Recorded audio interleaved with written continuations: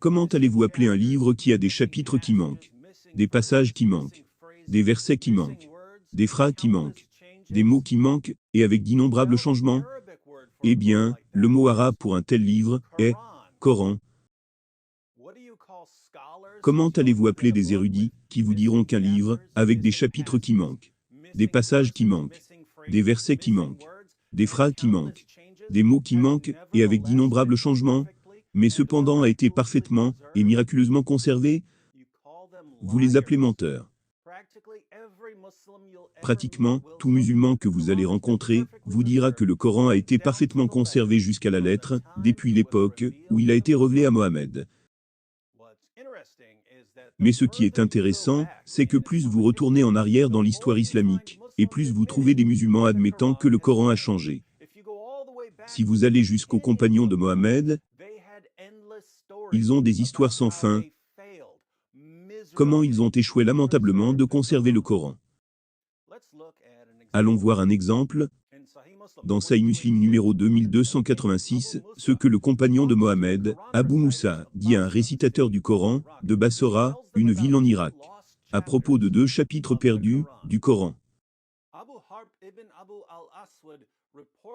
Abu Harb, Abu al-Aswa, rapporte sous l'autorité de son père, qu'Abu Moussa al-Ashari fut envoyé chez les récitateurs de Bassora.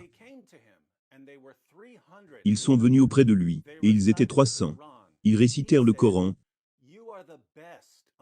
et il leur a dit, « Vous êtes le meilleur parmi les habitants de Bassora, parce que vous êtes ceux qui récitent parmi eux. Continuez ainsi à réciter, mais que votre récitation ne puisse durcir vos cœurs, de même qu'ont été durcis les cœurs de ceux avant vous. »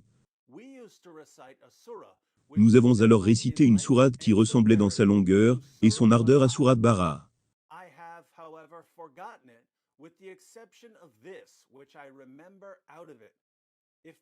Je l'ai cependant oublié, excepté ce passage dont je me rappelle. S'il y avait 2 vallées pleines de richesses pour le fils d'Adam, il désirait une 3e vallée, et rien ne remplit l'estomac du fils d'Adam à part la poussière. Et nous avons aussi récité une sourate qui ressemblait à la sourate de Moussabia, et je l'ai aussi oublié, mais je me rappelle ce passage.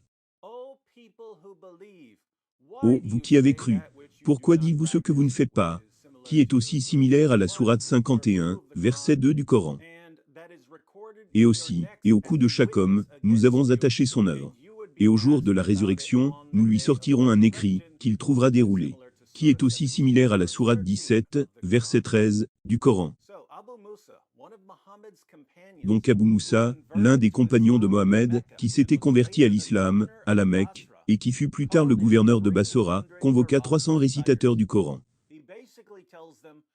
Il leur dit en gros, « Je sais combien de fois, c'est terrible pour vous, de vous asseoir en train de réciter le Coran. Je sais que probablement, vous en avez marre de cela, parce que nous en avions eu marre nous aussi. Et nous avons appris le Coran venant de Mohammed lui-même. Mais vous devez continuer à le réciter quand même, sinon vous allez oublier certaines parties, comme nous l'avons fait. » Notez ceci, il dit que les compagnons de Mohammed ont oublié 2 chapitres du Coran, parce qu'ils ont durci leur cœur. Et même si les musulmans ont oublié ces 2 chapitres, Abu Moussa continue à se rappeler certains éléments de ces chapitres. Il se rappelle que le premier était aussi long que la sourate Bara'a, qui est la sourate 9 du Coran. La sourate 9 contient 129 versets, dont plus de 100 versets ont été perdus. Voilà où les musulmans arrivent pour dire que, non, Abu Moussa est juste en train de dire qu'il a personnellement oublié certains chapitres du Coran. Pas qu'ils ont été perdus. Faux, faux. Voyez-vous, Abu Moussa se rappelle même l'un des versets de ce chapitre perdu. S'il y avait 2 vallées pleines de richesses pour le fils d'Adam, il désirait une 3e vallée, et rien ne remplit l'estomac du fils d'Adam à part la poussière. Vous les musulmans, pouvez-vous nous montrer ce verset dans le Coran d'aujourd'hui? Bien sûr que vous ne pouvez pas. Le chapitre entier a été perdu. Parce que les compagnons de Mohammed étaient trop paresseux pour les réciter. Ils ont durci leur cœur. Mais ce n'est pas ça uniquement qu'ils ont perdu. Il y a un autre chapitre qui contient les mots « Oh, vous qui avez cru, pourquoi dites-vous ce que vous ne faites pas ?» Et aussi, « Et au cou de chaque homme, nous avons attaché son œuvre. Et au jour de la résurrection, nous lui sortirons un écrit qu'il trouvera déroulé. » Vous pouvez trouver des mots similaires dans d'autres endroits du Coran, mais pas dans le même chapitre. Donc ici encore, un chapitre entier manque dans le Coran. Les chapitres Al-Musabiha sont significativement plus courts que la sourate 9. Mais on peut estimer la longueur des chapitres perdus en se basant sur les autres chapitres Al-Musabiha. J'imagine que ces chapitres perdus contiennent quelque part aux alentours de 20 versets.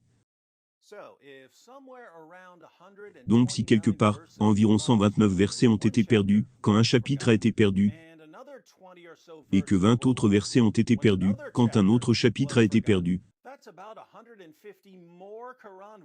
cela fait environ plus de 150 versets du Coran qui étaient dans le Coran à l'époque de Mohammed, mais ne sont pas dans le Coran aujourd'hui. Je dis environ plus de 150 versets du Coran, parce que dans la vidéo précédente, nous avons lu le passage d'Ubay ibn Ka'b, qui dit que plus de 200 versets ont été perdus, dans la sourate 33, à elle seule. Cela signifie que nous sommes déjà à plus de 350 versets, qui sont manquants du livre, que les musulmans nous disent qu'il a été parfaitement conservé, jusqu'à la lettre. Et vous pouvez demander à des milliers de musulmans à ce propos. Vous pouvez demander à des milliers de musulmans, cela vous dérange, que les compagnons de Mohammed parlent de centaines de versets, qui ont été perdus du Coran? Cela affecte-t-il du tout la croyance en la parfaite conservation du Coran? Non, cela ne nous dérange aucunement. Le Coran a été parfaitement préservé, jusqu'à la lettre. Les musulmans ont été conditionnés, toute leur vie, pour accepter tout ce que leurs leaders et apologètes leur diront, même si cela contredit complètement ce que les compagnons de Mohammed ont dit. Ces mêmes musulmans nous diront que leur religion doit être vraie, parce que leur livre a été miraculeusement préservé. Le fondement de l'apologétique islamique est la préservation du Coran. Et cela est totalement et complètement absurde. Qu'est-ce que cela nous apprend à propos de leur religion? Pendant qu'on y est, si vous avez raté ma vidéo sur les 200 versets perdus de la sourate 33, soyez sûr de la regarder. Et même si vous ne l'avez pas raté, allez-y regarder encore.